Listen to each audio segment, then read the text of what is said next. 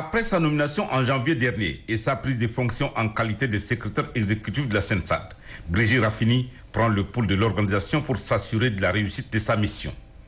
Plusieurs années de crise libyenne ont négativement impacté le fonctionnement de la CNSAD, dont l'ambition est de concourir à l'amélioration des conditions de vie des populations de cet espace. Les recettes pour relancer cette organisation sont à chercher à N'Djamena, qui abrite provisoirement le siège de l'institution, et auprès de son président en exercice, le général Mahamat Idriss Déby Itno. La survie de la CNSAD dépendait jusqu'à ce jour de la vision panafricaniste des autorités tchadiennes, vu la portée des actions que la CNSAD s'était engagée à mettre en œuvre.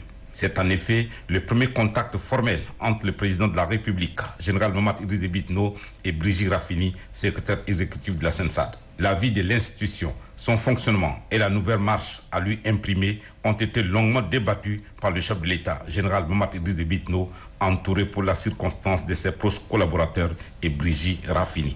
Je suis venu donc pour l'informer de l'évolution de la situation de la CNSAD et également donc mettre à profit cette audience pour demander les conseils et les orientations du président en exercice pour la relance de la CNSAD. Vous savez que la CNSAD a connu des moments difficiles puisqu'elle a son siège à Tripoli.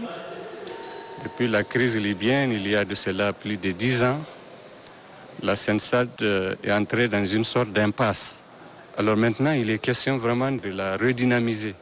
À la veille de cette rencontre, toujours en lien avec la CNSAD, le chef de l'État, général Mahamat Idriss Déby Itno, a reçu un émissaire du président du Conseil présidentiel libyen. Ce n'est pas un hasard de calendrier. La CNSAD, qui battait de l'aile depuis plusieurs années, entend désormais se repositionner sur l'échiquier continental comme actrice de paix et de sécurité, condition sine qua non du développement durable auquel aspirent légitimement les Sahélo-Sahariens.